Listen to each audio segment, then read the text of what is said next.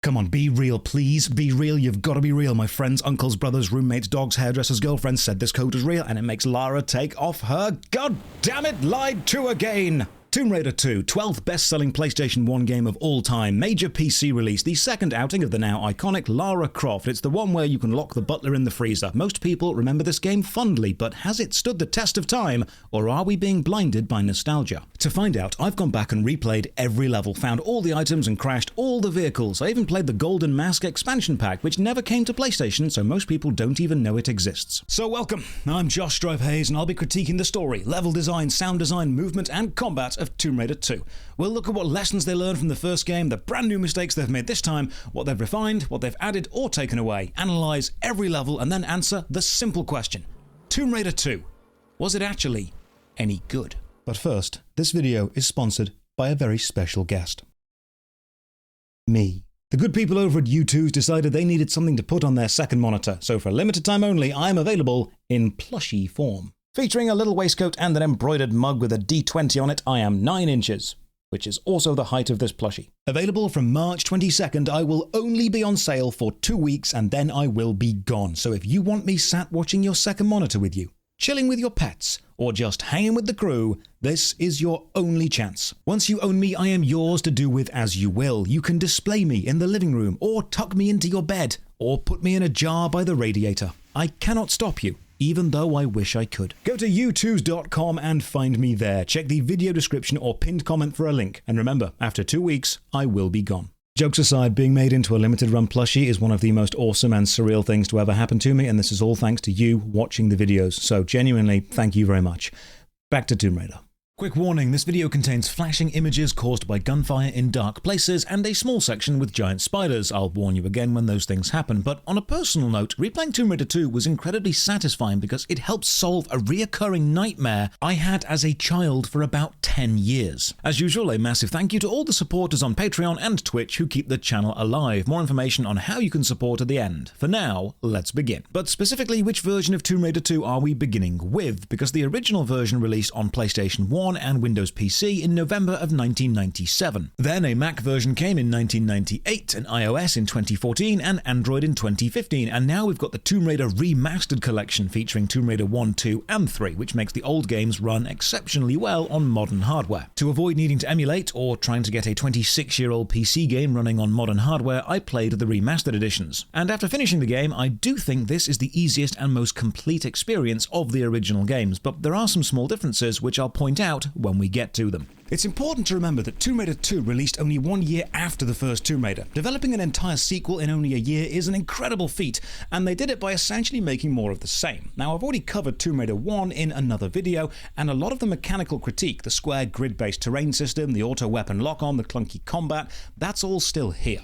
Now, in that video I did mention that Tomb Raider having a square grid-based terrain system, with Lara's steps and jumps moving an exact number of tiles every time, combined with a rigid movement system with relatively simple mechanical interaction like keys and locks, and you've got a framework which can make designing more levels pretty damn fast. So I want to see what they've managed to do, or improve, in only a year.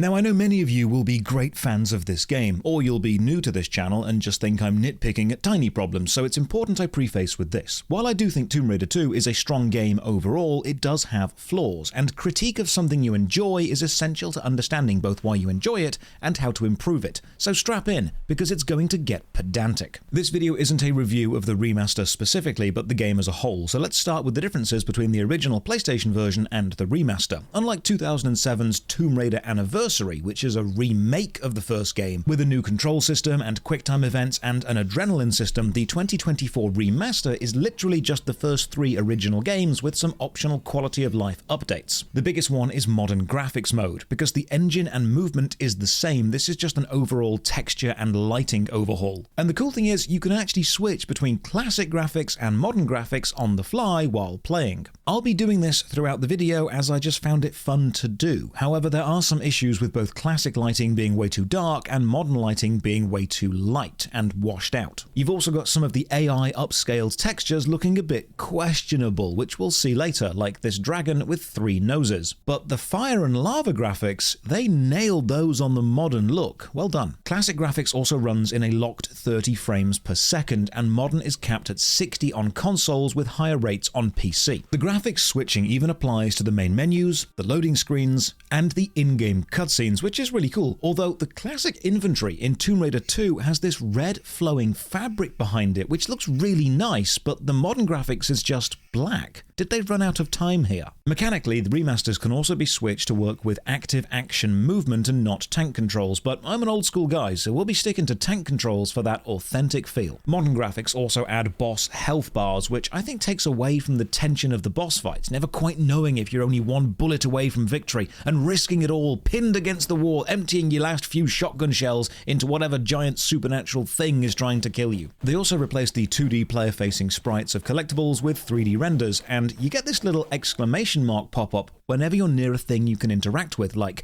a lever, a button, or an item you can pick up, a key, a med pack, or some ammo. I really like this visual flourish, and I'll be keeping it on. The remaster does also have achievements, but I won't be worrying about those at all. Now, there was actually a rather major change made back in 1997 from Tomb Raider 1 to Tomb Raider 2. Lara Croft got a new voice actor. Shelley Blond did the first game, but Tomb Raider 2 and 3 were both voiced by Judith Gibbons. Random personal connection, I used to live outside the English city of Derby, where Tomb Raider was designed. It even has the road Lara Croft Way. And I was once in a local theatre company, and I worked with Judith. We danced on stage together, and she's a wonderful person, so if you're watching this, I do hope you're doing well.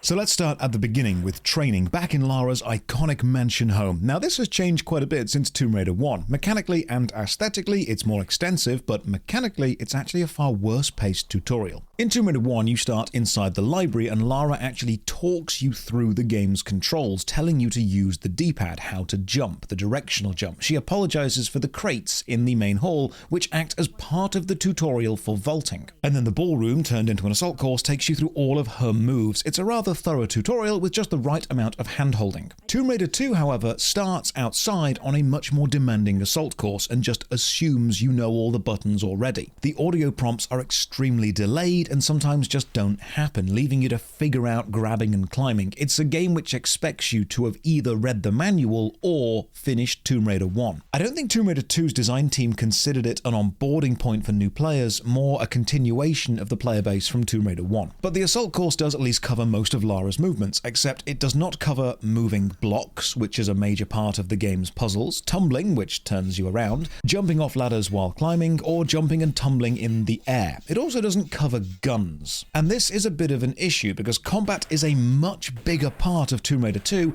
and there's a tricky puzzle later which needs you to do a mid-air jump tumble ladder grab, which is a move you don't even know you can do. Now, not touching on the gunplay is an issue that Tomb Raider 1 also had, but one thing that is unforgivable with Tomb Raider 2's tutorial is Tomb Raider 2 introduced vehicles, and they don't feature in the tutorial at all. And I know at least one person who, as a kid, struggled on the Venice level because they did not know the speedboat had a speed boost, and I know this because that kid was me. The two big additions in Tomb Raider 2's mansion are the butler and the garden hedge maze. The butler, Winston Jeeves, follows you around carrying a tray of drinks, clinking and clattering as he goes, and if you bump into him, he goes oof, which I think is a sound that Tommy Tallarico made. Now, Winston brings us all together as gamers, because in the kitchen, you can open the giant walk-in freezer, and then you can lead Winston inside, and then jump over him and trap him. The remaster even recognized this was such a universal thing to do that if you do this, he freezes in the freezer for a few seconds. Nice little Easter egg. Now, it's obvious the designers, when they were very first making this game, knew players would do this, which leads to a question. Why is this technique never used in the game? Now, let's talk game design, because most players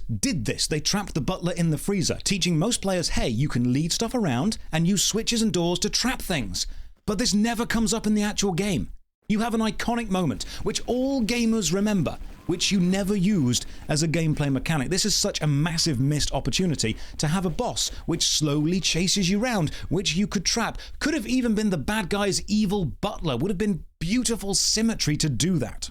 So the butler is one new thing. The other is the garden maze, long and confusing, but if you're able to make it to the center, you'll find some flares and a switch which opens a door in the main house. However, the switch is timed, so you need to get back fast. I love this bit because it's teaching a player, explore, and you'll be rewarded, then encouraging them to pick up flares. And notice how when you press the switch, the camera cuts away to show you what the switch did. That's a lovely touch. Let's start with flares. Use them from the inventory. You'll light one and a flare lasts for 1 minute. They give you a decent amount of local light. You can climb and swim with a flare but not shoot. If you draw any weapon you will drop your flare. You can pick them back up if you want to. Flares are needed because parts of Tomb Raider 2 are dark. I'm talking pitch black, you literally cannot see anything levels of dark. And not just secret areas, actual critical paths the level needs you to take, you must use flares. On one hand, I love the immersion of this. The cave would indeed be dark. And the ambient glow of the flare gives Tomb Raider 2 this borderline horror vibe which very few other adventure puzzle games have ever captured. On the other hand, if you don't have flares or run out of them, it's possible to functionally softlock yourself from progress, especially as some of these dark sections are underwater, so you'll need to find a switch you can't see and you'll likely drown. This means flares are not just a helpful addition, they're an essential item, a part of the puzzle of the level itself. Light is a timed mechanic in Tomb Raider 2. Now the remaster has compensated for this by making all areas in modern graphics at least somewhat visible, negating the need for flares, but losing some of the brutally challenging charm in the process. It's hard to find that balance between very difficult but rewarding when you complete it, and always possible so you lose some of the reward, and I think the remaster has done an okay job, but the original still wins out for me. So you push the button, grab a flare and run back to the mansion, and the timing is tight. Setting this in a maze is genius. You're teaching the player, hey, you're going to need to remember things because this game has no map. If you do make it back in time, you can go into the secret basement and see a massive stash of gold and treasure that Lara hoards under her house like a dragon. Reaching this place is its own reward. There's no items down here, it's just cool to see. So the new mansion is a fun place to explore, but lacking some rather vital gameplay mechanical tutorials, mechanics which players will run into and will struggle with. So what treasure are we after this time? We start the game and watch a dragon rampage through ancient China.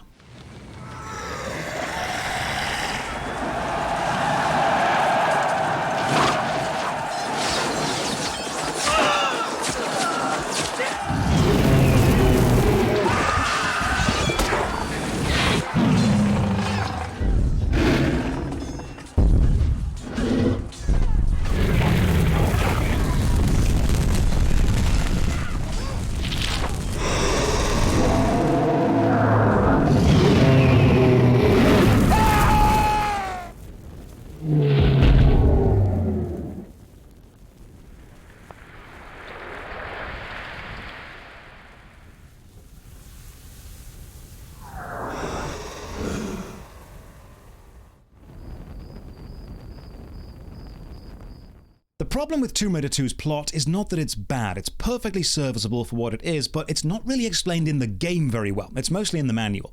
But basically, Lara learns of the ancient dagger of Xian, a Chinese artifact which, if plunged into the heart of the user, will turn the user into a dragon, and she's tracked the dagger down to a hidden temple beneath the Great Wall of China. So we helicopter on over, slide on in, and I love how the camera cuts to look up out of the cave to see the helicopter flying away, framing it beautifully and reinforcing the fact that you are very much on your own.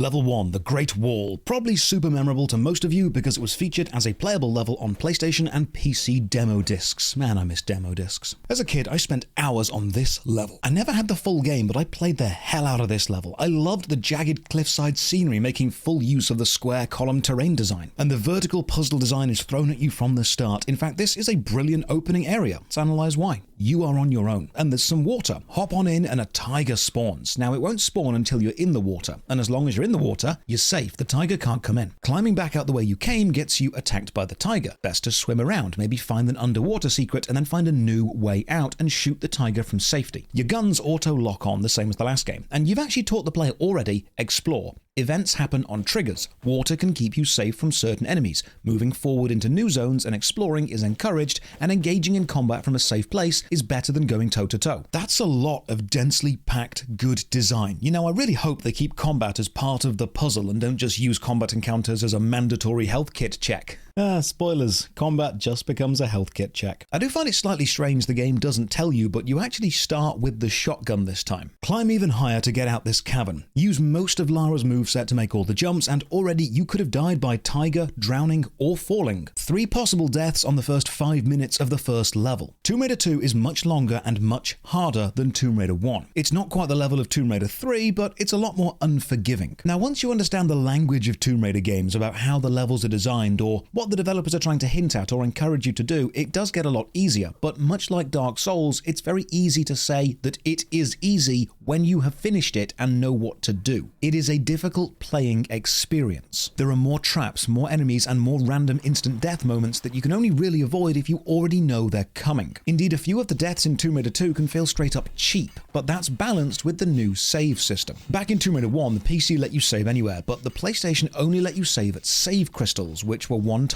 use things. Thankfully, Tomb Raider 2 got rid of the save crystal system, and now the console was the same as the PC. You can save anywhere at any time from the menu. The remaster thankfully retroactively added this back to Tomb Raider 1. Just be extremely careful with this system, because every rose has thorns, and it's entirely possible to quick save just before you die, and therefore you will load into a death loop and you have soft-locked your own game. So the game is way harder, but also lets you save wherever you want before trying anything risky. Just beware there's no auto-save. Even at the start of a new level, you must save every time, and you must save often. The opening level has a few secrets, and when you find one, Lara makes that iconic aha sound. Aha. Push on, fall through a trapdoor into the water, and survives. The player now knows water is safe to land in from a great height. That's a lovely hidden tutorial. Pull a lever, open a door, and now we're out onto the Great Wall itself, in one of the most grand and memorable outside opening sections. I love this area. The crumbling wall, the sight lines into the pool of water below, which we know from the previous fall will be safe to jump into, and the staggered terrain to climb down. But this gives us a new enemy. Birds. You can't avoid these guys, but you can jump away or run around them quickly because their turning circle is not very tight. This is teaching the player, hey, shoot while jumping or shoot while running, which will be our main move in most combat situations. You need a key for this lock, so slide down into the water, find a key, and then hear a roar. More tigers. But you can't shoot them from the water, meaning this time you've got to get past them or fight them once you're out. But there are 2. You'll likely die. What this is teaching the player is there will be moments when outrunning the enemies is the best choice. So the wall section has had you stand toe-to-toe with the birds and win, and then run away from the tigers, which is saying essentially enemies act differently and you need to treat them differently, which is good design. But even if you do try and run away from the tigers and climb up, which you should do, you'll likely take some damage, a bite or 2, even while climbing. Thankfully, the game gives you a medkit, and this is another important lesson. Medkits aren't just for if you mess up, they're actually an essential puzzle piece of the game's overall design. There are moments in the game that you have to take damage, either in shootouts or from longer falls, or underwater sections where you'll start drowning. A no damage run of Tomb Raider 2 is extremely difficult. You basically need to cheese the game's puzzles. Your health is a resource, and even if you play extremely well, you are forced to lose it at parts. There are drops that you need to make to progress, and if you're not at full health, you won't survive them. Now, the game often gives you a full med kit before a dangerous mandatory damage section, but if you happen to use that kit, and then take damage and then come back to the section, there are parts where you can soft-lock your own game and make it impossible to progress without restarting the level. Small kits restore 50% health and big kits restore 100, so it's always efficient to use the small kit and save the big kit for the boss fights. Medkits are needed. You can't hoard them. You'll need to use them or you won't have enough health to survive the mandatory damage sections. Thankfully, human enemies do drop them pretty frequently, so shootouts normally end up net neutral for your health. Use the key and more enemy types. Spiders. You can't outmaneuver them or jump in this confined room, and you can't really run away, so just stand your ground and keep shooting. This teaches players small enemies, it's best to just stand and shoot. So consider this. We've had large enemies, the tigers, best avoided and shot from safety. We've had mid-size enemies, the birds, best shot while moving or outmaneuvered, and small enemies, best stood and shot at without moving. I love this. It makes the threat level of each enemy feel different and the way you deal with them feel different. Grab some items from this skeleton and move this block, sliding us down into waist-high water, and this is one of the greatest uses of limitation of the movement system. While in waist-high water, Lara will wade slowly, but it's not deep enough to swim in, but it's too deep to quickly jump through. And this room has traps shooting blow darts across the water. If you try to wade past, you'll die because you're too slow. You cannot jump and you cannot swim. This is a great use of the rather obscure mid-height water movement condition, using the limitation of that to make a trap possible. So we jump and grab this ledge and shimmy on past, the old graphics really showing their age and juddering as we go. The modern one handles it quite well. Onto the crumbling floor and spikes and death. Now, as a kid, these spikes scared the hell out of me. The brilliant white and the stark red is just a brutal combination. So run over the crumbling floor, straight into a boulder trap, turn and run, and the camera switches to this cinematic view. Now, this camera angle choice is used infrequently in the game, and thankfully never during anything super complex. Normally, when the camera control is taken away from the player, it's always a case of keep running straight and jump at the end, which is fine. However, that jump lands us straight into a moving spike wall trap, and if you stay still or try to get the medkit, you will die. So turn around and run away quickly. But then we're straight into the rolling blades, and then more spiders. Tomb Raider 2's opening level is a lovely paced start covering almost every mechanic you'll need, with 3 different types of enemies, and then a brutal series of traps all designed to kill you. Eventually reach this open cavern, zip line to the other side, and take on 2 tigers. You can't run away here, but you do have a huge open area to use to keep jumping around. Just don't backflip into the pit of death behind you. Careful not to run over this campfire, because you will catch fire and you will die. And finally, we find the door to the resting place of the dagger of Xian, but we're not alone. And finally, the remaster adds something we've wanted for ages: subtitles, so we can figure out what the hell this guy was saying.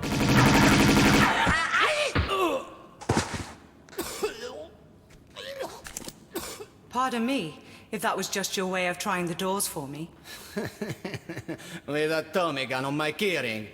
Though not anymore. So after you. Somehow, you don't behave like you got the monk's blood. I understand that somehow is in my favor. So indulge me about the dagger. I'd be indebted with your life.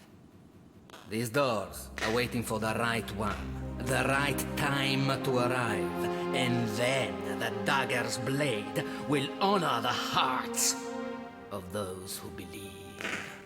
So unless you pledge your loyalty as well. And which one is that? To the sins and fortunes of Marco Bartoli.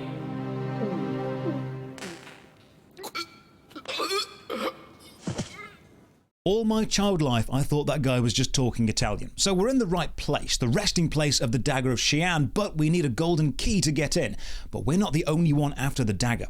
That guy was a member of the Fiamma Nera, a cult led by Marco Bartoli. They have a base in Venice and might know where the key is. So with that lead, Lara leaves China and heads for Venice. However, you won't know all of this from the cutscene alone. It's mostly in the manual.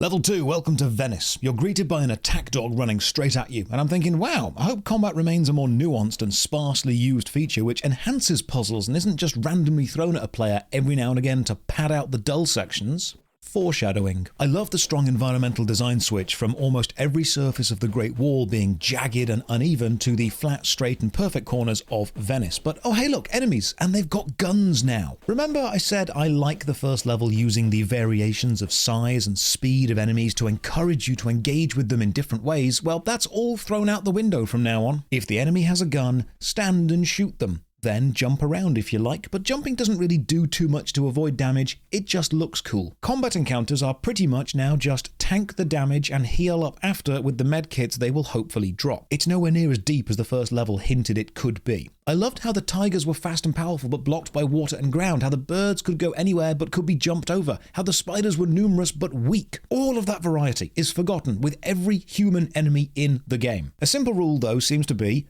the designers did a pretty damn good job with every non-human enemy and a rather homogeneous job with human enemies. The Venice level brings water, buildings and buttons opening trapdoors to more ladders, but hey, remember that bit in the tutorial where you had to shoot the glass? No, you don't, because that wasn't in the tutorial, and while you can shoot this glass, you're never told that, and you can't shoot other glass. And this highlights one of the biggest flaws in Tomb Raider 2. The increase in context-specific mechanics or moments, like which glass you can and can't shoot, and all of this makes the game feel very inconsistent. There are certain jumps it looks like you should be able to make but can't, or worse, jumps you can make but can't grab the edge on and climb up to. There are windows you can shoot and ones you can't, surfaces you can climb which don't look or never have been shown to be climbable, and ones which do look climbable that you can't climb. There are falls you can't survive and longer falls which you can.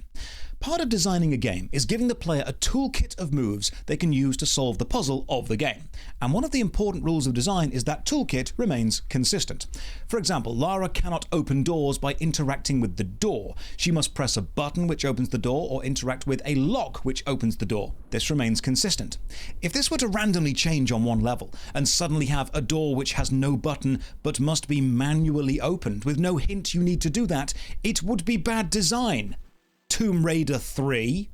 Thankfully, Tomb Raider 2 doesn't do this often, but it does have moments of stunning inconsistency. The kind of moments you'll get stuck on, then have to read a guide, and when you've read the solution, you'll think, how was I meant to know that? Because the designers add something new to the toolkit without telling you, or change how your toolkit works in one very specific situation. It sometimes feels like certain puzzles were designed to sell guides. Now, it's nowhere near as bad as Tomb Raider 3, but when these moments happen, I will point them out. Navigate the roof edges and kill this guard for a key, letting the player know, hey, key items, in this case a literal key, can sometimes be held by enemies. Open a door, dive into the water, and hey look, it's the pitch black section from earlier. Hope you saved some flares. If you search around, you'll find some Uzi clips. Now, we don't have the Uzis yet, so let's discuss Lara's arsenal up to now. You start with the pistols and the shotgun. The pistols have unlimited ammo, but also the shortest auto lock-on range. You fire both at the same time, unless you turn, so Lara only has one arm locked on, then turn back and do that super cool thing of firing them alternately. This doesn't do any more damage, but it does look and feel super cool to do. The shotgun does way more damage if the enemy is closer, as shotguns should do, and if you're not blasting madly, you'll always have enough ammo to always have it handy. The downside of starting with it is the player doesn't have any sense of finding it. The first weapon you find is the automatic pistols, which are just pistols but shoot faster. Venice has a few issues with enemies pacing around on the wooden docks, and climbing out of the water can bump you into them or knock you back into the water. In general, it's a great designed level with awkward enemy placement. Also, enemies all seem to be equipped with Lara-seeking bullets, because they will never miss you, even if you're underwater. But Venice isn't all shooting and swimming, because eventually you'll find your first vehicle,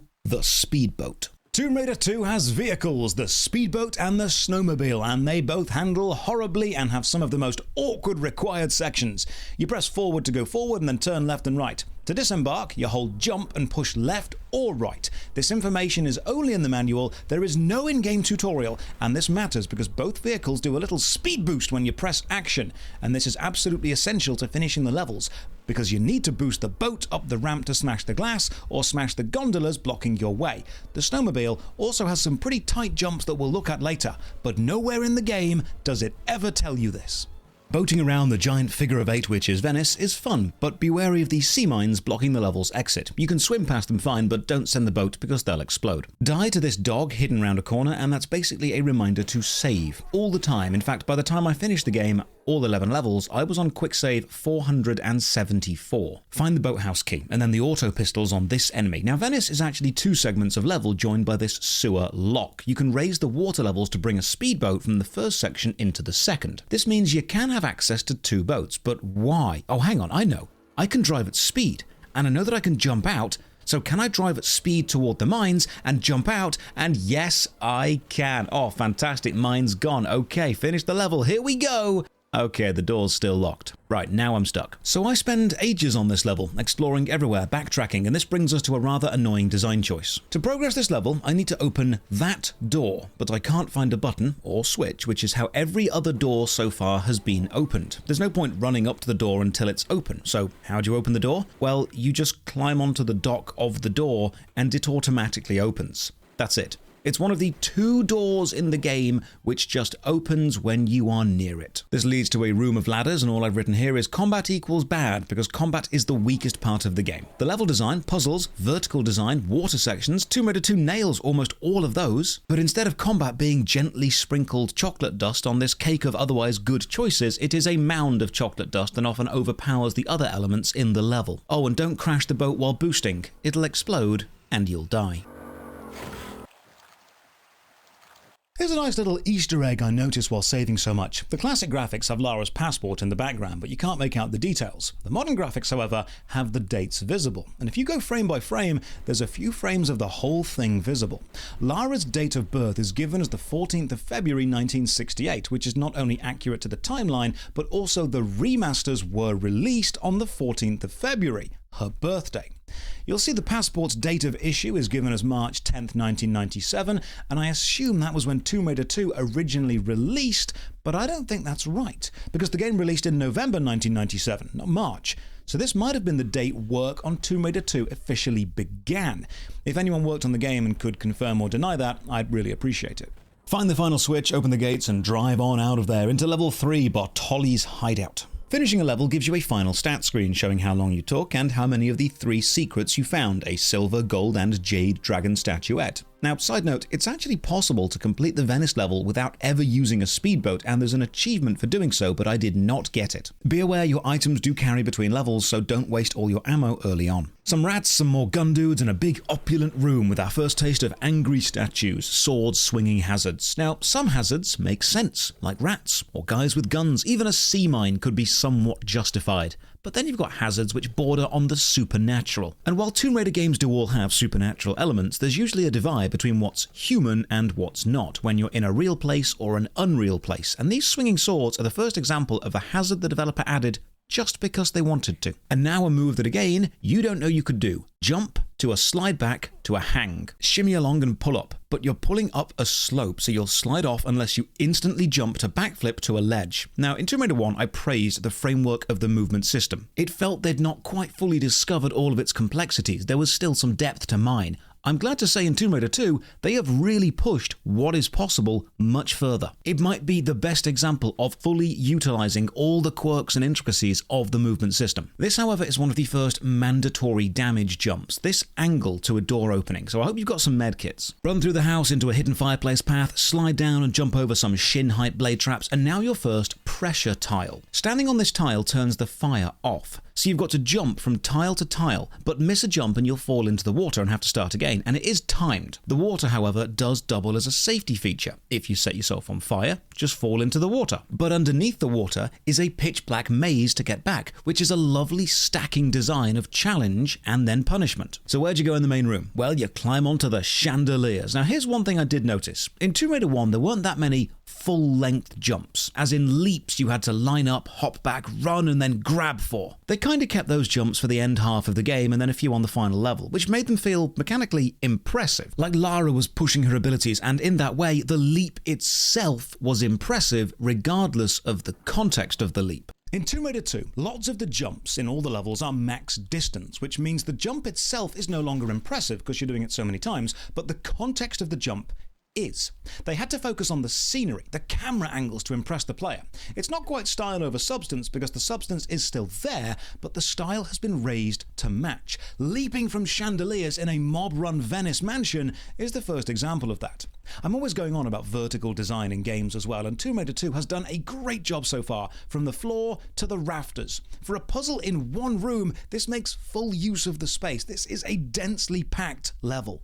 While exploring this level, I notice a pile of books by this locked door, and they stand out because they're the only book assets. They're memorable. And then later, when I find a library key, I instantly connect the key with the random pile of books I saw by a locked door earlier. That is great visual storytelling. So into the library, and I just get wrecked by a bunch of armed guards. I don't mind dying in games because I made a bad decision, or didn't act on what I knew, but Tomb Raider 2 has so many moments, far more than Tomb Raider 1, where you die because of things you can't have known. You need to know that the danger is there. It's a very trial and error game, and it's most often because of unexpected combat encounters or traps you physically can't see until the last minute. Annoyingly, this jump also looks possible, but isn't, despite the fact you do actually climb onto this exact bit of roof later. I get lost in this level for a while, and again, it's because one of those design inconsistencies. You have to climb the bookshelves in the library. But hang on, Lara has bookshelves in her manor, the tutorial, and they are not climbable. I went back and tried. So this is not just the game not teaching you something, but actually being actively different to the tutorial. Push on, find this detonator without a key, but just over the wall is a hut with a detonator key in it. That's convenient. Now, Tomb Raider has always had an issue with showing multiple moving objects on screen. They are few and far between. So you don't get to see the explosion that you cause using this detonator. You just see the ambient light, and then the building is now completely blown open. It's actually a pretty decent way of dealing with the technical limitations of the time. time. It takes me about an hour to get through this level, and now we're on to level 4, the Opera House, a level everyone told me is either the worst or the best. First question, how is this box swinging? This feels like a Looney Tunes hazard. The opening to this level is decent. Water below, several layers of floor to climb between with a ladder connecting them all, hazards, enemies, and oh hey look, an opening! Let's jump in!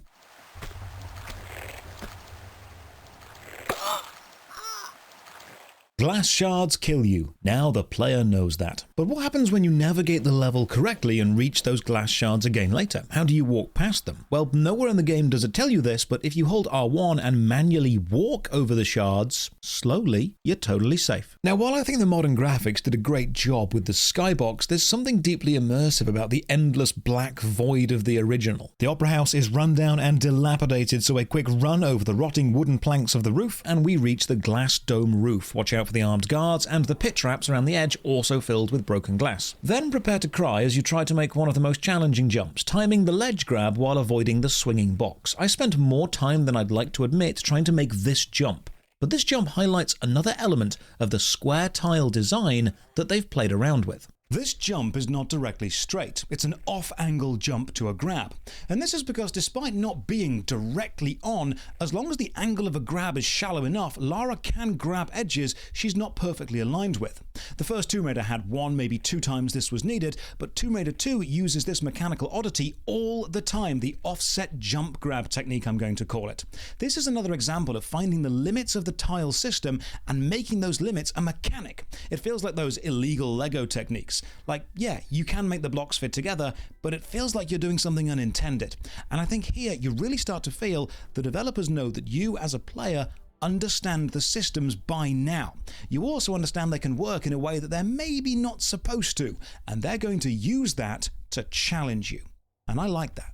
Press a few buttons, drop down into the Opera House, and a quick sprint to outrun the rolling boulders on the stairs. And hey, remember how you can't climb on metal gate textures even though they look climbable? Well, this one you can. I like the design of the puzzle, I dislike the inconsistency on what is and is not climbable. The lift is broken, so this whole section is about finding the parts to fix it, and then raising the opera stage curtain so we can get backstage, despite the fact there's a very obvious rip in the curtain we could easily climb through. The main auditorium itself is lovely, just watch out for the falling stage weights, and not wanting to use my flares, I did what everyone else did, flashing light warning, and just light my way through with endless gunfire. Now here's a really small but nice audio touch the remaster adds. If you stand in the water and angle the camera so the camera's under the water but Lara is above, when you fire your guns, the gunfire sounds muffled.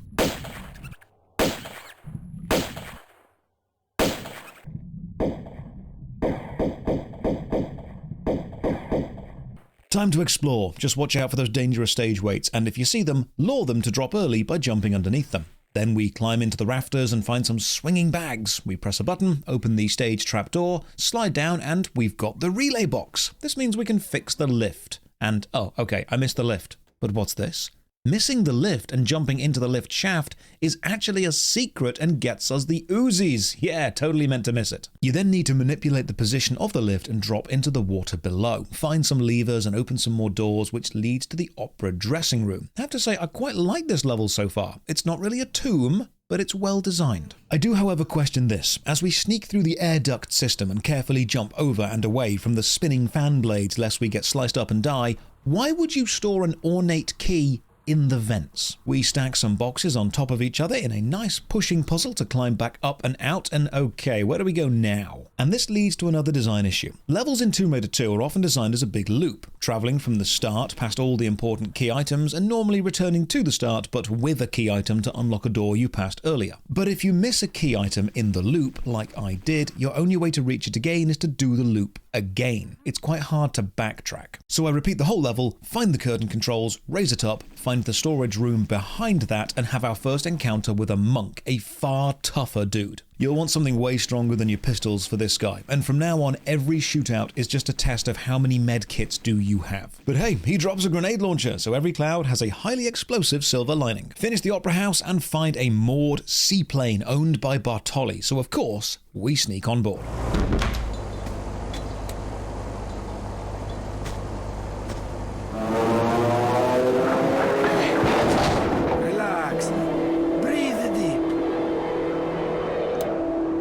that, Fabio? It's no more direction than a simple through and out.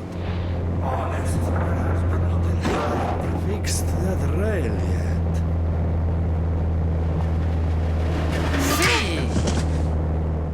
Why Lara thought that would be the best plan, I don't know, but the more I play these early games, the more I realise Lara doesn't always think things through. Plot-wise, Bartoli is looking for the Seraph, a golden key which unlocks a secret temple in Tibet, and that temple is the resting place of the key for the temple under the Great Wall, housing the dagger of Xian. And Bartoli knows the Seraph was on board the ocean liner the Doria with his father many years ago, but the Doria sank, so this is an excavation to recover it and the Seraph. While trying to stow away on the plane, we get captured, obviously, and wake up on level 5, the Offshore Rig. But we have no guns, and I like this a lot, because limitation breeds creativity. And when you can just shoot your way past any problem, then combat becomes a chore instead of part of the level design. No guns means we now need to avoid combat. So a quick block puzzle to escape from the opening room, dive into the water of the seaplane dock, and get pulled in by this giant fan and sliced to death. Good start. So what you're actually meant to do to avoid the death zone in front of the fan is swim just to the side of it,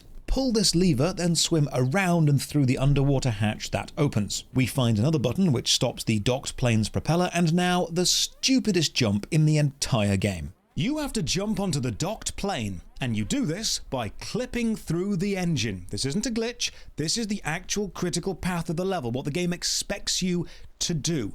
How are you meant to realise that you can do this? Are we now so inconsistent that some of the level assets are just ephemeral? Expect the player to treat them as if they're not there.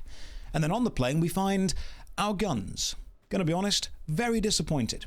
The enemy encounter you avoided at the start wasn't actually the way to go anyway, and there's no designing around the avoiding fights element or cleverly navigating past traps. It's a single lever, a button, a jump, and hey, your guns are back. There's a lot you can do with a stealth section. And they did none of it. Shoot our way into the rig interior, picking up keycards as we go from the guards, and in the bunk room we find our next weapon, the only underwater weapon, the harpoon gun. Now, you can also find your other weapons here, mainly your automatic pistols, but if you miss them, they'll appear on every level from now on until you do find them, so you can't actually miss anything permanently, which is a really nice design. The harpoon gun, unfortunately, is a bit of a trap. It's not great, and the time spent aiming it and firing it underwater uses up precious oxygen, so it's often better to just swim past threats and find a way out, and then shoot into the water with another, better weapon. We open this hatch, drop in, slide down, and die? Okay, so this is another one of those traps where you can only pass it if you know what to do already. You need to have your guns away and make sure that you slide down backwards so you can grab the edge of the chute the moment you start falling. But you wouldn't know that unless you died to it at least once, so save often. A room full of fire, which means moving some blocks to leap over and grab the ladder on the other side, then take the red keycard and leap swiftly over some rolling barrels. Remember how you can shoot glass to break it? Well, you can't here. Why would this switch open a trapdoor? Who designed this base? This is not OSHA compliant. Some metal grill walkways over some water, and then enemy divers down below, our first major underwater enemy. Now, they also have harpoon guns, but it's far easier to deal with them by just shooting into the water. I actually missed the green keycard the first time doing this level loop, so I had to run all the way back round and do it again. Find a switch in the main water tank, change some water levels so we can swim across, and now we are through the first bit of the rig. Level 6. The diving area. Objective, find a way to reach the Doria wreck below. We start this level by getting sucked into a giant fan and dying. So Tomb Raider 2 has about 35 different unique ways to die. In fact, find all of the ways to die is an achievement in the remaster. Fight on and okay, this is a hazard I can get behind. Moving cranes being dangerous. Unlike the haunted swinging boxes from earlier which made no sense, it makes total sense that an active rig would have heavy machinery moving around, and this would hurt you if it hits you.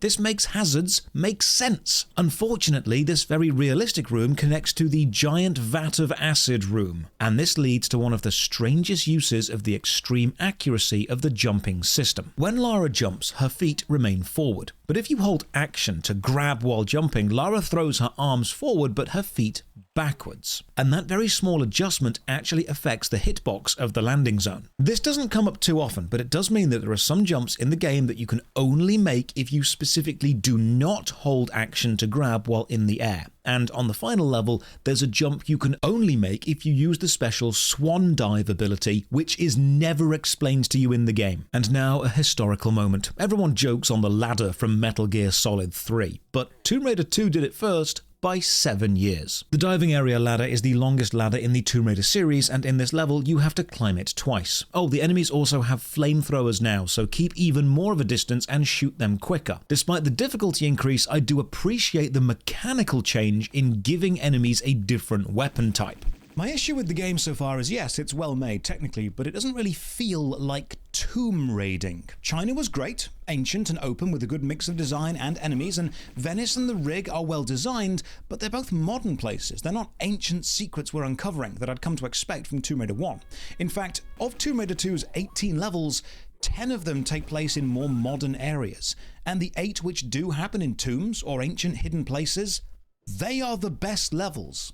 Small issue with the flamethrower guys, well, all enemies, but these ones especially. Interacting with anything, picking up objects, using switches, will lock you into that animation, but you're still vulnerable during the animation, so if you're being attacked, or a guy has spawned when you've got close to a door, and you accidentally interact with anything, you'll just die. Dive into some tunnels and swim around, and now the awkwardness of water being a 3D movable space. Enemy divers being things you can't pass through, and button-activated doors having a strange localized repel zone, meaning you can't clip through them, and all of that combines into a strange clip into everything problem in tight spaces. Onto a helipad, the helicopter takes off, so we're not getting out that way. 2 timed buttons deactivate some flame vents, we grab a circuit board to fix more terminals, and then swim past some more enemy divers. Thankfully, harpoons are physical projectile weapons, unlike other weapons which are hit scan. This means you can dodge harpoons if you swim to the side fast enough, which is lovely. Oh joy, deep water, hooray! For any new viewers, I have a pretty healthy fear of deep water, especially when you can't see the bottom. To me, the most terrifying thing would be a giant sea creature staring up at me. Absolutely massive faces, or living things under the water, scares the hell out of me. The only saving grace is I know this game isn't powerful enough to render something that complicated. Now all I need to do is grab this red key from under this spinning saw blade. This is the most video game logic moment in almost any video game. It is clearly possible to reach, just be a little bit careful. But no, we must stop the saw completely because grabbing the key makes Lara just shove her whole head onto the blade. Oh good, now we've got flamethrower dudes spawning just around the corner, so you start in close combat with them. How fun! Kill the enemies, get the chip, fix the computer, stop the saw, get the other chip, open the red door, and then get shot through the floor from an off-screen enemy. So the AI isn't great, but lethality is always ultra high. Eventually, we reach a room where there are 2 bad guys torturing a monk, so we kill the bad guys and have a chat with the monk. Unfortunately, he is mortally wounded.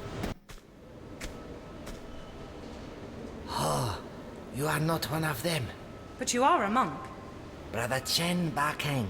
There is a slight issue with modernizing the cutscenes. You see, the old classic cutscenes used the whole NPC's entire head moving to represent them talking, and this worked because they couldn't render a specific mouth. But doing that with modern graphics just looks really uncomfortable because you have got a mouth, but the entire head is still shaking. Anyway, the monk dive, Lara dons a diving suit, and in a stunning series of bad decisions, hitches a ride on the outside of a submersible as the sub dives down to the wreckage of the Doria. Regardless of the fact she's going to get crushed to death by the pressure, what was your plan here, Lara? Just hold your breath all evening? But things get worse when the sub we're holding onto crashes. We now start level 7, 40 fathoms. We're deep in the water, surrounded by sharks. This is one of my worst nightmares. The level starts with you needing to find oxygen or drown, with a limited view distance in the inky black. My god, this is anxiety-inducing. The trick is to follow the trail of barrels to an opening in the wreck's cargo hull, and once inside you can pull some levers which drain the water from previous parts of the hull, dropping the floating boxes to the floor and letting you climb up them. Now, I'm actually quite liking this level. I'm enjoying the lack of enemies and the focus on pure platforming and oh, nope, my bad, there are enemies on the ship too, because we cannot have a level without combat. One super cool element of this level is the wreck you are on is upside down, so you're on the ceiling of all of the rooms, and they had to make the level make sense upside down, and they did. Pull a series of levers to open a series of doors, and atmospherically, both this wreck and the remains of the Doria are lovely. It's a lonely level. The lack of background music, only the occasional rhythmic groan of the hull or the slosh of water, a distant metal creak. This isn't a traditional tomb, but it is absolutely a tomb, and it's a damn good level because of it. We push through into the ship's hold full of silt or ballast, and by pulling some levers and opening some cargo doors, you can dump a huge amount of material from one room to another and then use the new mounds that you've created to climb to new places. This is a beautiful use of location-specific landscape shifting and makes full use of the grid-based level system. We climbed through the whole ship and reached level 8, the wreck of the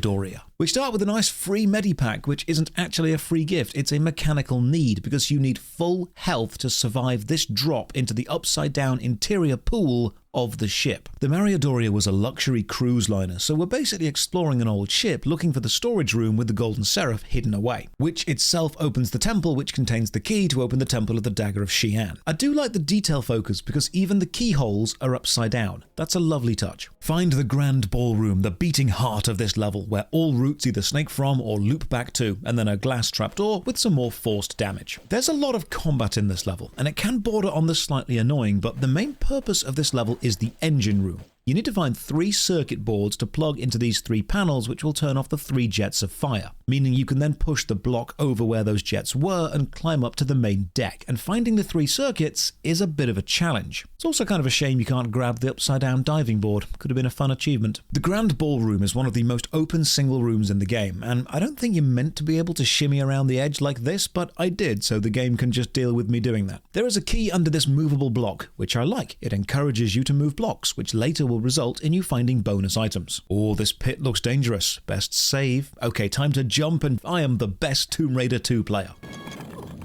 And that is why you save often. Okay, now I know those barrels are coming, not a problem. I am prepared.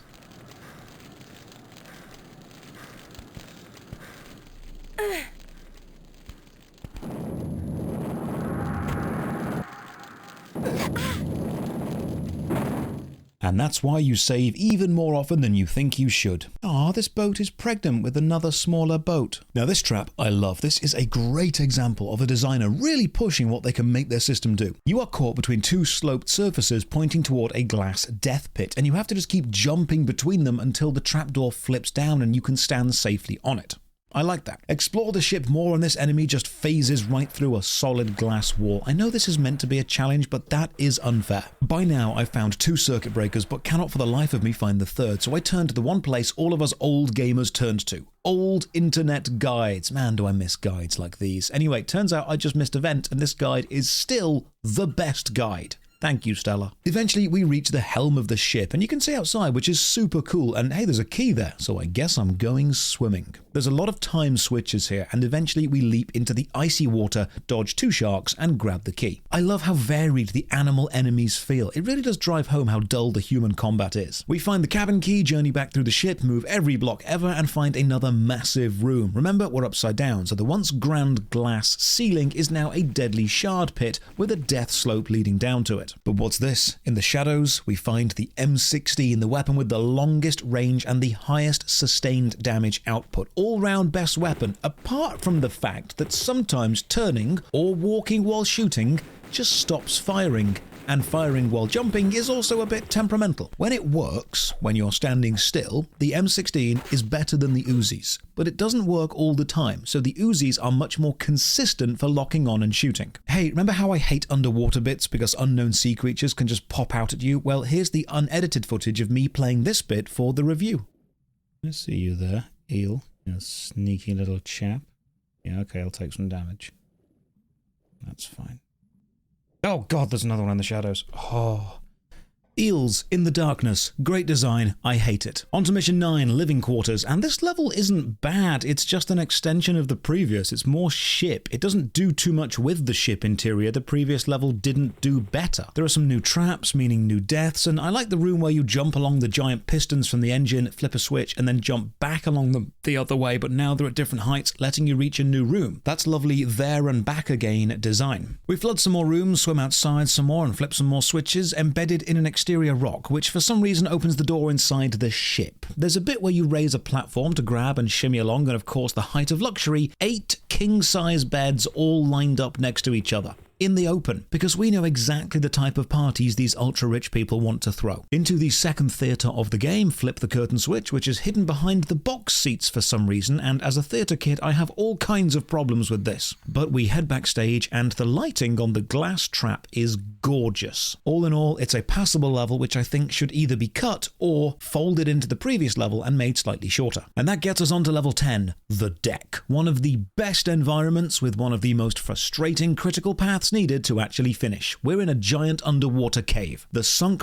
Doria has split in two, the half we are on and the other half smashed into the rocks below. Now somewhere on this level is the storage room holding the Seraph treasure, but we need several keys to open several rooms to finally access it. First off, the environment is spectacular, one of the biggest open areas. The half the ship we're on has multiple levels, lots of great sight lines, and the cave surrounding us has some climbable sections, and the view to the crashed half below is lovely. Great use of colour to make the ripped half so striking. This is just a great vibe of an area. You've got doors, locks, boxes, and some water leading to some tunnels, and oh hey, the flamethrower dudes are back. Now, I do question how this switch can drain the water from a section of the ship it's not even physically connected to. Maybe the Doria had Bluetooth, and this is great. We see a propeller stuck in a wall, but there's a sight line through, and then we swim around and reach the other side and use the recognizable landmark to help orient ourselves. This is great. This level is even bigger than expected as we reach another huge open cavern with a raft floating in it. There's a key on the raft, so we dive in, and 4 enemy divers shoot harpoons at me in sync, which is really cool, so we swim past and climb out. No point in trying to fight in the water. Unfortunately, you can't climb onto the raft from the water, which seems like a bit of an oversight when designing a raft, so we need to find a way to drop down onto it. This means swimming through some tiny hidden tunnels and climbing a vertical rock shaft all the way to a drop down. Notice the med pack on the floor by the drop. That's essential. You need to be on full health, otherwise you won't survive this mandatory drop. So if you use this pack and then hurt yourself some other way, you can soft lock your level progress here. Drop down, grab the key, and oh great, now the water's full of sharks. Waste a load of time by running to the wrong keyhole, need to loop the level again, and right, I've made life a little harder for myself here because I swim around the corner and I discover...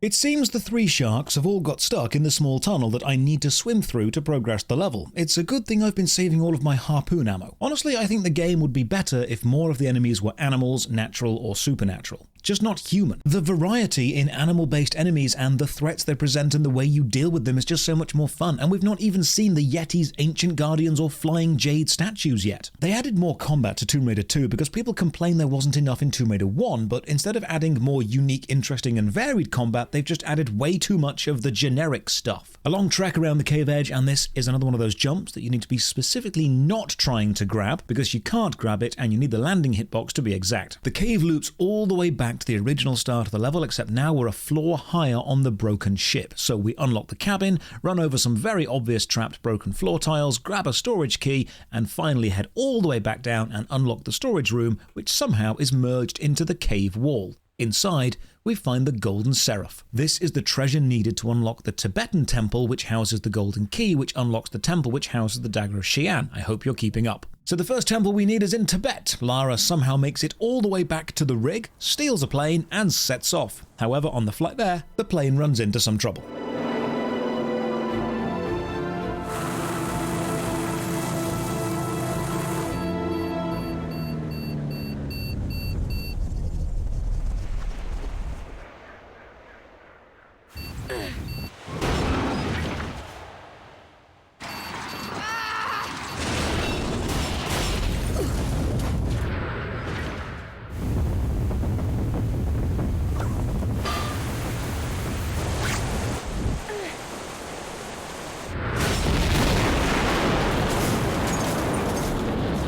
You know, it sure is convenient that we crash landed pretty close to where we needed to be, and Lara had her snow clothes ready in the plane that she stole. Maybe that's what was in her backpack all along. Level 11, Tibetan Foothills. Shoot some birds and avoid the snowball trap. This will be a common theme. We will die to rolling snow a lot here. Hey, remember how some windows you can break? Well, you can break this ice too. But not by shooting it, by leaping on through it. But don't get caught up in the spectacle of this bit, because there's a trap immediately afterwards which will kill you if you're not paying attention. So the player now knows some ice you can break, but that's not really applicable because this doesn't really happen again. And my goodness, our luck continues. Not only did Lara crash land close to the temple, she landed close to the only available snowmobile. Welcome to the next vehicle section. Now the good, the snowmobile is cool. The bad, it controls like a drunken toddler. Just like the speedboat, pressing action gives you a speed boost, which is essential for making the bigger jumps. Unfortunately, enemies from now on are bullet sponges. Now I like the snow aesthetic and the use of ice puzzles. Unfortunately, a lot of this level is snowmobile based and it's just not fun to drive. It handles and sounds terrible.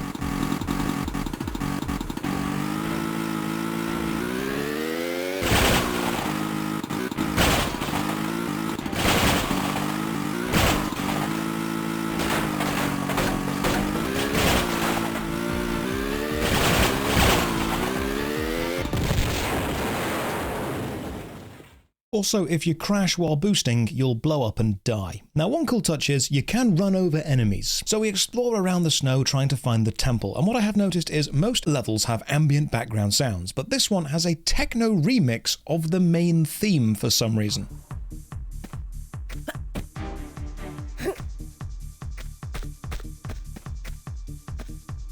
Aha.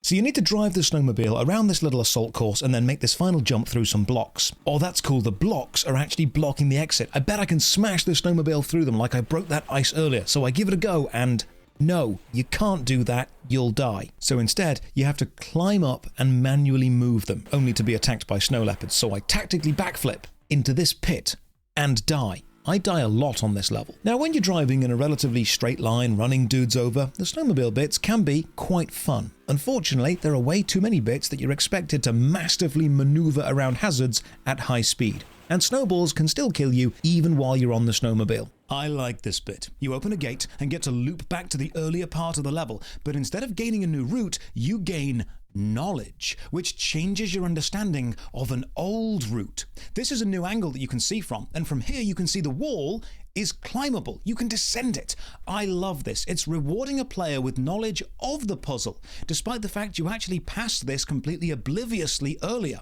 It's giving the player that same aha moment that Lara has when she finds something useful. Flip some switches, climb some snow, and die to an icicle, so more hazards to watch out for, but I do like how it's thematic. Loop back to the bit from earlier, and this time climb down, reach this ice lake. There's a key under the frozen ice. Okay, how? Look, game, I can only suspend my disbelief for so long. A switch on a broken ship, lowering the water on another part of the ship? Okay, it's a video game, I get you need to do that. But needing me to collect a key for a modern day hut, which is frozen under a lake of ice, which has clearly taken months if not years to form, who put that key there? I do like the warning falling rocks sign. That is a great in-universe way to warn the player of a hazard. And this warning actually mechanically interacts with a puzzle, because you make the rocks fall and it breaks the ice and gives you access to the key. I still don't think it makes sense, but it is a lovely moment where the player has all the information and their line of thinking actually works. This does, however, spawn an enemy on a snowmobile, and these ones have front-mounted machine guns. This does mean that you can kill the rider and take it, and now you have machine guns, but this will be an issue later. Make our way back to the hut from the start, use the frozen key, and discover the downside of the gun snowmobile. They don't have the speed boost, they just have the guns. Meaning when you're approaching a jump, you press boost, you start shooting, and then you fall down and die because you can't make the jump. One of the many issues with snowmobiles is even if you have the smallest of falls, you will blow up. Open the cabin from earlier, hit a switch and fight 3 guys with the power of grenades, and then get run over by the enemy snowmobile and realize that I forgot to save. I hate this. Keep forgetting gunmobiles don't have boost, but at least the fall does show me a secret area. Emerge into a kind of mini-boss fight area. Take down 2 snowmobile enemies, trying not to get run over or mowed down with bullets. Move an ice block and then we're into another cave, only a hop, skip and a perfect jump to just about land in the water, and we are done with the foothills. On to level 12, the Barkhang Monastery, the best level in the entire game. That is my opinion and therefore an undeniable objective fact. Barkhang Monastery is an almost perfect Tomb Raider level. It has the right mix of almost everything from puzzles to exploration, combat to traps, with only one tiny but also incredibly harmful flaw. Let's explore. The level starts with a shootout between Bartoli's armed thugs and some Barkhang warrior monks. Now you can of course get involved and kill everyone, but if you do, congratulations, you've just made the level way harder because there is a hidden mechanic the game never tells you about. And if you struggled on this level, here is a horrible secret. If you don't shoot the monks, they aren't aggressive. In fact, they actually help you later on when more of Bartoli's men show up. I did not know this. I just thought this level was really damn hard. Now compare this with Soul Reaver, which also has a don't attack a faction and they leave you alone mechanic. The first time you encounter a human hunter in Soul Reaver, they're not aggressive. There's a tense standoff, but they then drop to their knees and worship you. So you ignore them and now, cool, non-aggressive enemies. The problem in Tomb Raider 2 is the first time you encounter a monk, it's in a big firefight, so you just naturally start blasting away. You likely lock onto a monk, hit one by accident, and never get to learn about the peaceful mechanic. Great idea, terrible execution. But beyond that small mistake, this level rocks.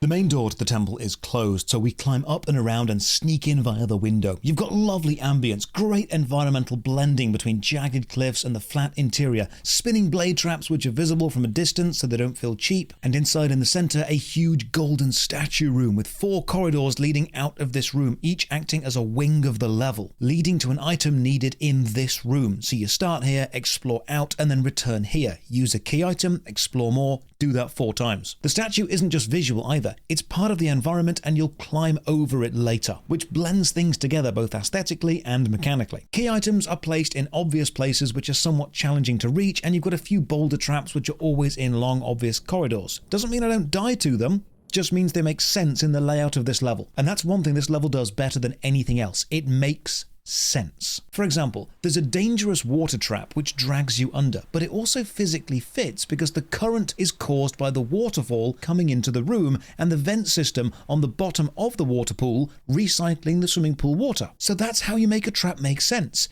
It's not just, here's a trap. It's, here's a room with a practical function to the world that it's in, but be careful because that function makes it dangerous. Long falls into water, pitch black areas needing you to use flares, even slamming door traps which sound terrifying, especially when you can't see them.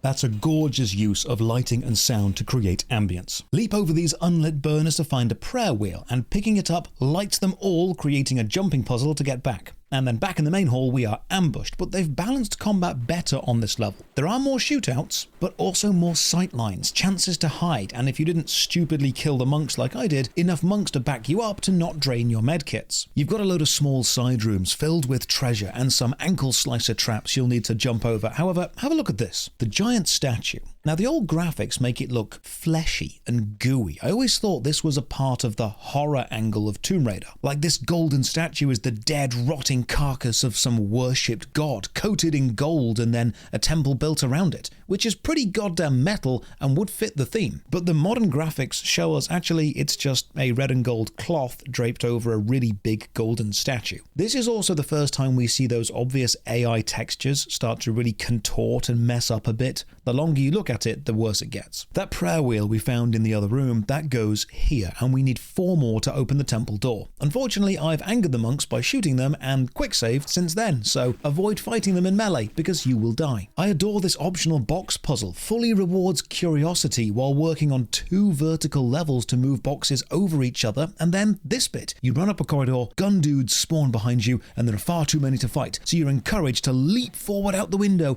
into the courtyard, but this means jumping into a pile of monks and dying. I had to cheese this by hanging out the window until everyone went away and then just grenade launching my way clear. Another prayer wheel on top of this tower, and then I descend the ladders using the ancient technique of dropping and grabbing again pretty quickly, which is another technique the game doesn't tell you about, but you will need to pass a ladder-based trap later. Now these monks have got a pretty sweet setup. Giant golden statue, cool swimming pool. Wonder if it's heated. If it is, how do I become a monk? Actually, hold off on that because they may have a cool swimming pool, but they've also got the trap gauntlet, likely a training hall for the monks themselves. Again, a dangerous bit, which makes sense. So we jump past some swinging spiked balls, over some fire, past some huge disc blades, and then you must use a new technique. Climbing out of this bit isn't fast enough to avoid the moving blade going side to side, but if you walk up to the wall, then jump 1 tile back, a forward standing jump will now just about clear the vertical edge, getting you out of the pit and running fast. So we make it past all these traps and grab the red key. Outside we enjoy an exhilarating climb up the mountainside and then a shootout on a bridge, and this all leads to another smaller temple. The door's locked, but that doesn't matter to us. We can parkour onto the roof,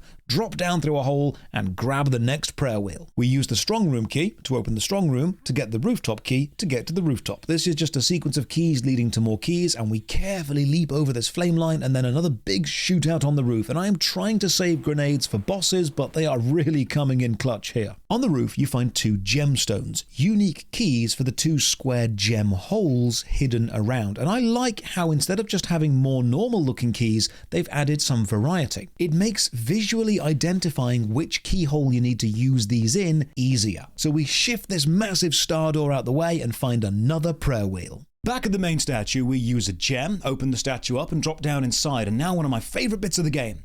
You need to drain the swimming pool, but instead of just pushing a button, you push a block onto the stream, which is the source of the pool's water. So not only are you physically interacting with the world through a puzzle, you're doing so in a way which makes narrative sense. The consequences of your actions are understandable before you even do them. This is what makes this level one of the best. It's not just buttons and traps, it's understandable decisions and dangerous but purposeful rooms. The critical path of this level feels less video gamey than the other levels. The solution to puzzles feels like you're finding an actual solution, not just pushing a button, which happens to be the solution.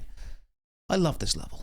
Find all the prayer wheels, unlock the final doors, use the golden seraph on the lock, and we are done. Over 2 hours to finish it, but it was a damn good, tightly designed and varied 2 hours. On to level 13, Catacombs of the Talion. Even deeper into the hidden temple. And now we've got yetis, deadly melee enemies, bullet sponges, but not that mobile. They can climb, but not as quickly as you. We've also got some lovely sight lines through the bars, and I love when the early part of the level gives you a visual hint about where you're trying to get to. This view is probably the most quintessential tomb raiding we've done. But as beautiful as this level is, we now need to use a move we're never shown. Did you know you can backflip directly off a ladder? Because I didn't. This opening is a really densely packed puzzle room, a lot of movement and items, and there's water down in the center hole. Okay, that's a safe drop. So then I find a cool mask, and I put the mask in a switch, and that opens the gate on the floor, and I see what you gotta do. You gotta dive into the water. Here I go.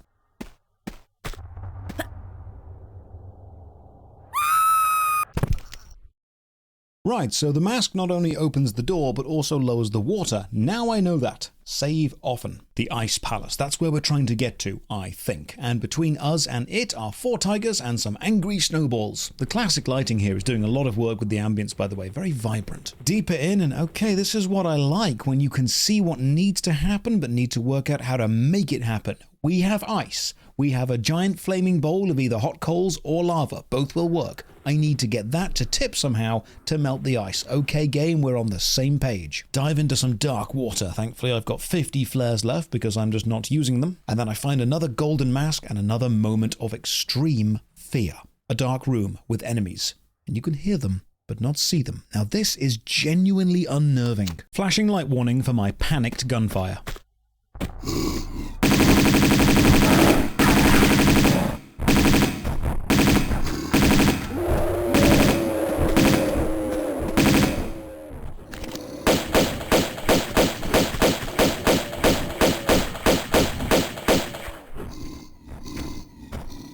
That's quite scary, and I don't want to be caught unarmed, so we are lighting this room up with gunfire, Uzis and pistols. Now thankfully the Yetis are all kept safely behind cages, at first. They'll stay there right up until you flip this switch and then get ready for a shootout, and I love this design because it's scary but it's not cheap. And that's good because scaring the player is all about keeping them in that moment, worrying about whether they'll die. This is a decision you have to make and you have time to prepare for it, but it is still a challenge. Nothing about this feels unfair. There's even a nice puzzle thrown in where this switch opens and closes gates, but you can lock yourself in, so you need to use a movable block to prop open the gates before they close. Lovely use of scenery. Into a big open cavern, more looping level design and new routes open up, and then we are dropped into an ice cave. More water levels and the classic graphics really hold up here. They're stylized and instantly recognizable as Tomb Raider. And I just like that. More backflipping from ladders, and eventually we open the big gates at the top of the stairs, but I see you there, you cheeky snowball traps, and what looks like some breakable walls, so okay, we'll lure the snowballs to break the walls for us. Work smarter, not harder.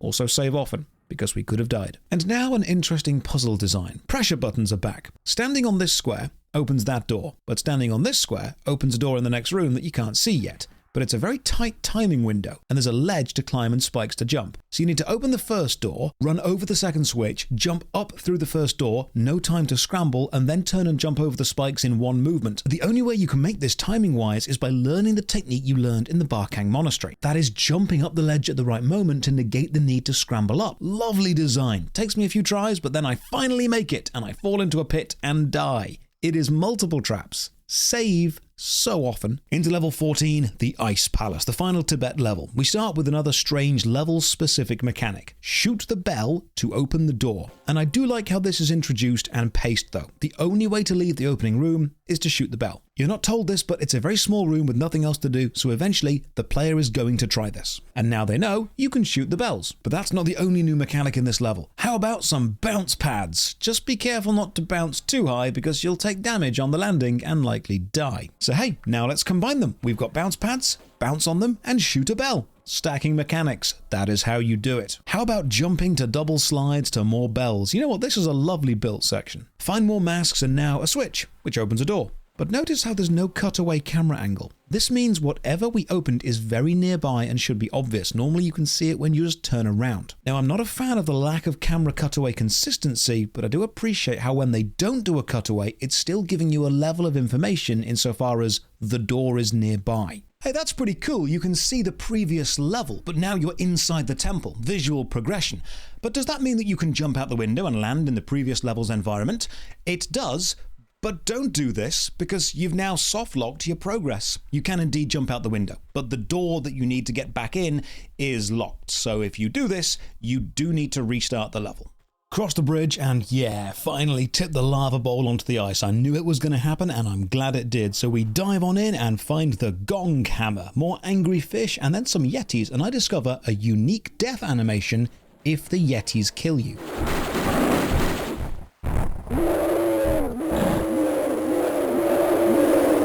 The ice cave goes pretty damn deep and this bit feels dangerous, so I save and then instantly die, so I'm glad I did. Run away from the biggest avalanche yet, shimmy over the deepest pit, climb the largest and longest ice wall, slide down and onto the ice palace and die.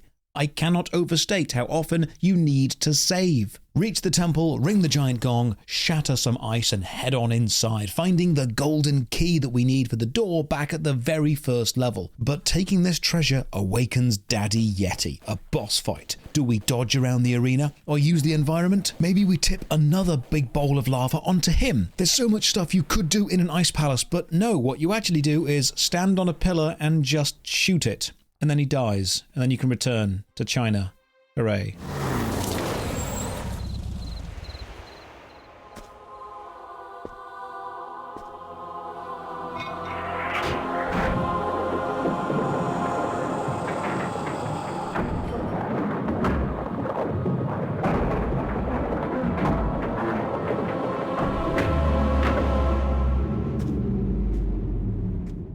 I like how I've been praising every individual level for having looping design, starting somewhere, going on an adventure and coming back to the same place, but the entire game does that. You start at the Great Wall of China, find the locked door, go on the entire rest of the game to find the key, and come back here. So now we enter level 15, the mystical temple of Xian. An ominous red corridor, dragon torches adorning the walls, and at the end of this path, there it is. The dagger of Xian. Just reach out and take it. What could be simpler, but oh, no, it's not quite that easy. Welcome to easily the second best level in the game, the unforgiving, brutal journey through the temple dungeon. Simple objective: after falling all the way, fight back to the very top, get the dagger, and use every mechanic in the game to do so. Tigers, combat, bouncy pads, bells to shoot, switches, we've got it all. Even the sound of distant roars are back. This is a scary place. Even a small spider at the top of the ladder, a throwback to level 1. You know you're close to the end of a Tomb Raider game when the lava levels start showing up, so we drop from ledge to ledge, shimmy around and climb up some ladders. How about a spike room and a backflip to a crumbling walkway, and try as I might, I die over and over and over to these expertly placed traps. Pull the lever,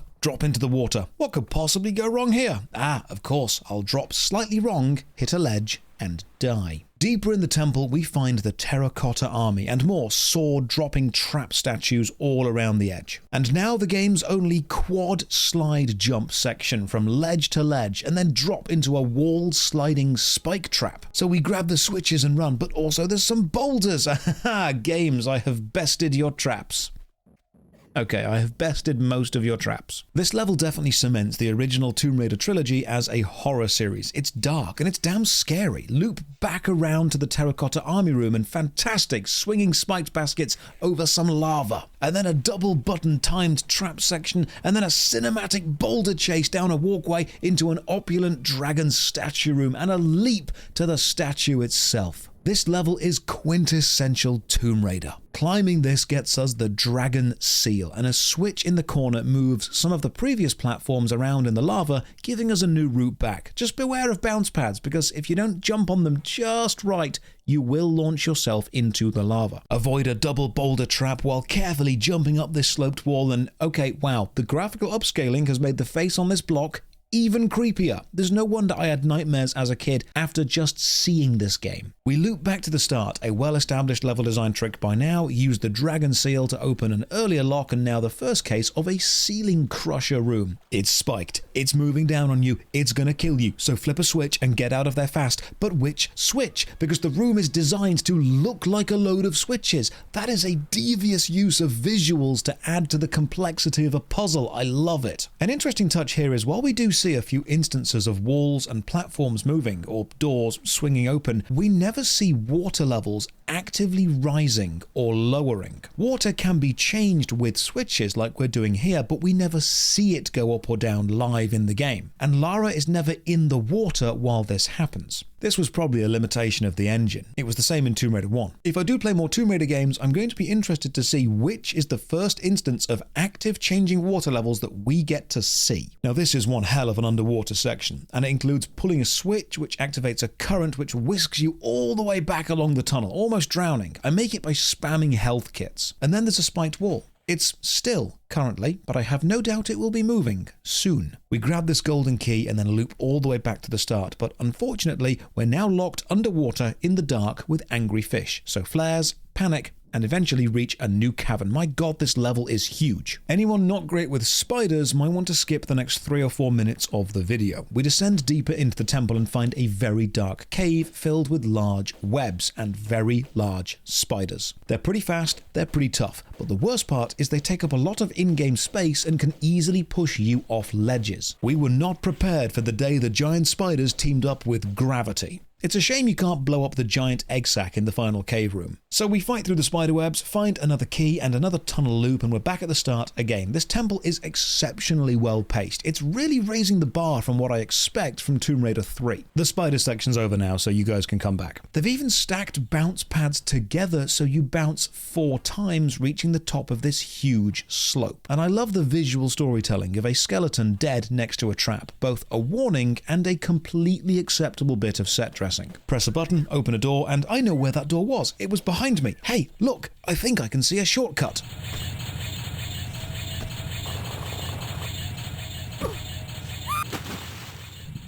It was not a shortcut. Back to the Golden Grand Lava Room. A spike wall is coming right at me, but am I safe on the ladder? No. Turns out I am not. Climb up onto this spiral dragon statue, take the key on the top, and then slide all the way down. I love this. This is great design. It's a vertical loop which returns you to the start. God, this level is a masterclass in design. Well, right up until this bit. Now, I have mixed feelings here. On one hand, as a big fan of hidden tutorials, I'm annoyed the game has never even hinted that the player can do this. But on the other hand, as a fan of stacking design and pushing the movement system to its limit, I'm really happy a designer decided to do this. You're on a ladder. You can't climb any higher because of a trap, and you can't climb fast. But there is another ladder behind you. So backflip off the ladder you're on, tumble spin in mid-air by mashing circle as you jump, then actively grab to catch the other ladder and keep climbing. Without a doubt, one of the most technical jumps in the game. Eventually, after besting all the traps, we climb out of this hellhole of a dungeon, but unfortunately, we weren't fast enough. Bartoli has followed us, and he has the dagger of Xian, and wasting no time, plunges it into his own heart, hoping to gain the powers of the dragon. His goons carry his dead body off through some mystical temple doors, so we follow. This brings us to level 16, the Floating Islands. Existing outside of our physical realm, this level is a mind melt of green crystals, displaced temples, and super creepy floating jade statue enemies, and playing this finally vindicated my childhood memory. I've got this vivid memory of a reoccurring nightmare I had as a kid from about 7 to 15. I would be standing on these glowing green rocks in a black void with a shallow staircase in front of me extending downwards into oblivion, and floating in the distance was a demonic sword-wielding warrior slowly moving toward me, and it was a terrifying dream to have. But I knew I didn't create it from nothing.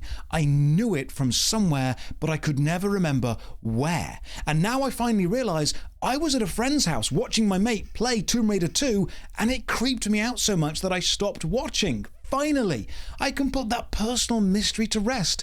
Tomb Raider 2 is the source of my childhood nightmares, and completing it is personal revenge. The floating sword enemies are still super creepy, even to adult me. But I've got an arsenal of weapons now, and I know and realize they can be killed.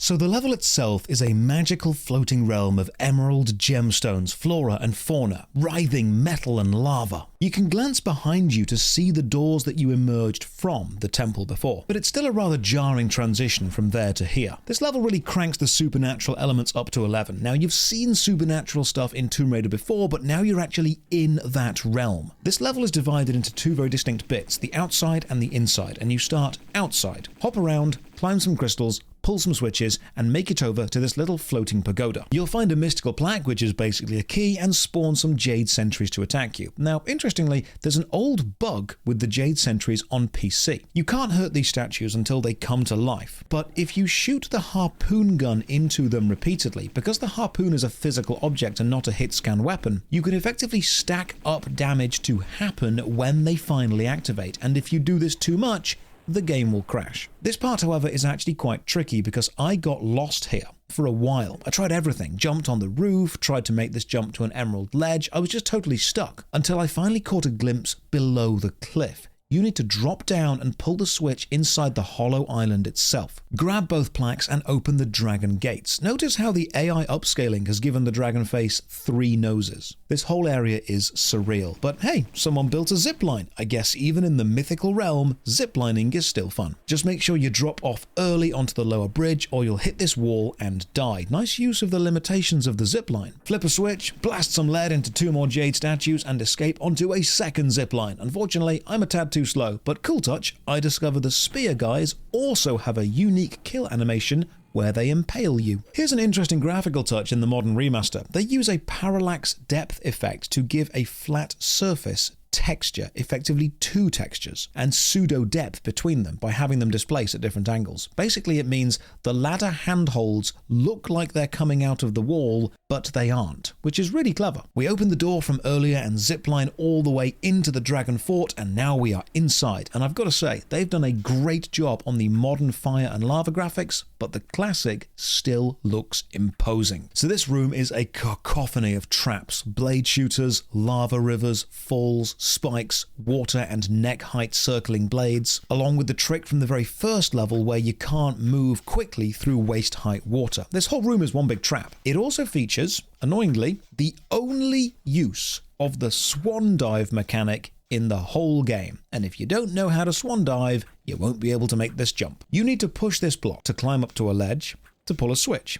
And this opens a trapdoor in the lava river. Now, if you try to make this jump, you'll die. But here's another mechanic the game never tells you about. If you press the walk button, in this case R1, at the exact moment that you jump, you'll swan dive. Lara throws her arms forward and really commits, and if you do this, you will perfectly make it through the lava and land in the water, safely under the flames. Don't question the physics. Flip some switches down here, swim through some secret tunnels, and accidentally surface right into the neck-height blade traps. Save so bloody often. Another off-angle jump to reach a higher level tunnel, and then a very specific jump. Reach to grab, but don't do a run-up. Shimmy to a switch, and then somehow fall and land exactly between the spikes. How likely is this to happen? Reach the square, glowy whole room, drop down into the lower levels, and Bartoli's men swarm the room, all of them throwing knives at you. Now, I really like this because unlike the hit scan guns, knives have travel time. So yeah, you're outnumbered, but you can dodge the projectiles. Add in some lava traps and then some spear dudes spawning when you get close to them, and you've got a challenging but not unfair combat section where both enemies actually feel different and attack in different ways. So we fight through the final level of the temple, reaching a climbing wall, needing a double backflip spin grab, but in a lovely touch, they've coloured the tile that you need to be on slightly different to make the flip. That's great. It's a small hint, but it's not bright yellow paint. Reach the last zip line and we're done with the floating islands into level 17, the Dragon's Lair. The opening room has 4 switches and 4 spear dudes. Simple enough. Then a pillar room absolutely filled with knife-throwing cultists. Lure them all out and fill them with lead. Grab the plaque key one of them drops, open the boss room, and run toward the dragon. So Bartoli has turned himself into a mythical dragon, and he's about to make that your problem. Now, Dark Souls this is not, and for being the final climactic battle, it actually doesn't use any of your abilities or skills. There's no puzzles, no time switches, no keys, no blocks, no zip lines, nothing here to reward an attentive player. What you have to do is shoot it.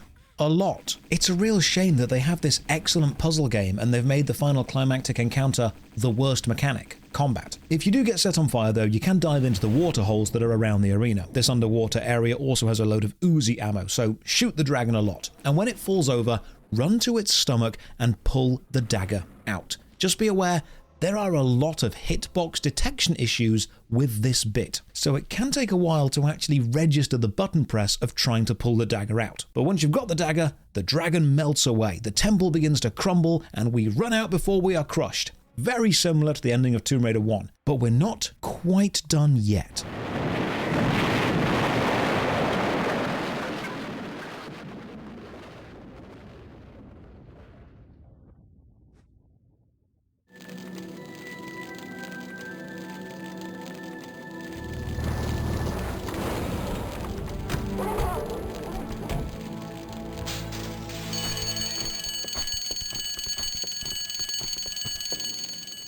You see, the developers knew the dragon fight wasn't really a climactic ending. They likely wanted a final level, probably a timed race to escape the temple using all of your platforming skills, but they didn't have time to make an entire new environment, so instead they did something better, something clever. Lara is back home admiring the dagger when Bartoli's men break into her mansion, so we unlock the gun cabinet, the one that was in the tutorial that you could never get into. Grab the shotgun, which we've never had in this mansion, and hunt them down. You're on my turf now, boys. This is my home. You're messing with the best. I've always said limitations breed creativity. When you're limited on choices, you're forced to find the best way to make the best choice interesting. And having no time to make a whole new level, they opted to use the tutorial, the mansion. And this bookends the whole game really nicely. You started learning to play here, and you end defending your treasure here. You've gone from fresh-faced to grizzled Tomb Raider.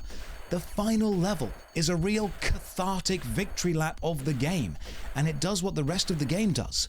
Loops all the way back round to the start.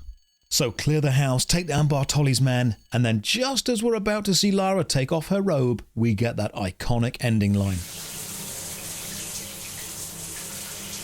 Don't you think you've seen enough? I finished the game in just under 18 hours, but about 3 hours of that was me taking notes. And that is Tomb Raider 2. But not quite, because there's actually an expansion pack released exclusively on the PC many years ago and now bundled with the remaster for consoles as well. You've got the Golden Mask. In this short adventure, Lara hears of the legendary Golden Mask in Alaska and goes to find it. Now, the bonus levels are just extra levels made using the main game's assets. There's nothing new here, but it's definitely slightly more difficult. And the levels are a lot denser packed. There's a lot of puzzles in very small spaces. You've got 4 levels set in Alaska and then a very strange level set in Las Vegas, complete with rather psychedelic scenery and some of these stranger fights. Oh, and the dinosaur's back. Awesome. It's not a bad expansion. It's great fun if you enjoyed the main game. Basically, it's more of the same. And that actually is all of Tomb Raider 2. So now we've gone back and replayed it all, we can answer the simple question: was it actually any good? Tomb Raider 1 introduced the world to a very capable control scheme, rigid in its distance and design, but just flexible enough to do some unorthodox things with it. But Tomb Raider 1 never really did those unorthodox things. Tomb Raider 2, however, has asked, what can this movement scheme actually do? And then designed puzzles to really strengthen that, from maximum to minimum jump distances, introducing the mid-air tumble roll, backflip from the ladder, and even combining them. It has mined the movement system for content, and then added new things which integrate really well with the old without overwhelming the player. It basically gave us more of what we wanted: densely packed, satisfying puzzles which stacked together, looped around, and felt connected. However, it did add a few new things which could have done with a little longer in the oven. The speedboat and the snowmobile bits are novel and they start off fun, but they feel undercooked, underdeveloped. There's potential there, but the controls weren't quite right. The player wasn't introduced to them correctly. And despite having a few shine out moments like boosting up the ramp through the windows or jumping over a snowy crevasse, they didn't feel like part of the overall game, only part of that specific moment. The combat is a mixed bag, because I dislike how many dudes with guns the game throws at you. In fact, in general, I dislike most of the human fights because dudes with guns are the most boring design. Just stand and shoot. Or in the flamethrower guy, just backflip. It's basically a medkit check. But Tomb Raider 2's combat isn't all bad, because when the game throws non-human enemies at you and gives each of those non-human enemies a strength and a weakness, the game just shines. Tigers being fast but unable to climb, birds going anywhere but having a slow turning speed, yetis being powerhouses but slower, sharks being great hunters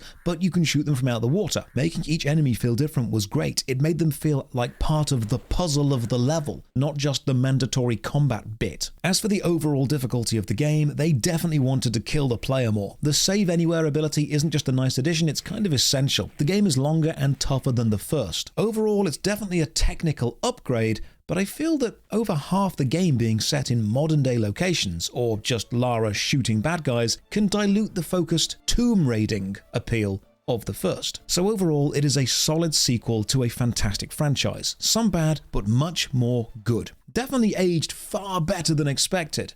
So to end the video, I will award Tomb Raider 2 1 frozen butler out of 10. Right, covered Tomb Raider 1 and 2. This means I have to play 3 now, doesn't it? Fantastic. Cheers for watching. Another massive thank you to all the supporters on Patreon and Twitch who keep the channel alive. You can support from only £1 a month. Check the video description for links to Patreon, Twitch, Twitter, Discord, and as always, have a great day.